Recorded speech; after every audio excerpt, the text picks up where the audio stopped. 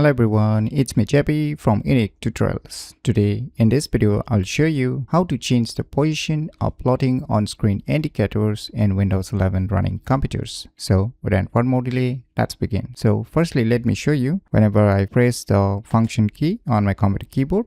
So right now you can see the default position of this on-screen indicator. So in order to change the position of this plotting on-screen indicators, what you need to do is just open the settings, and on the left panel, just click on this system.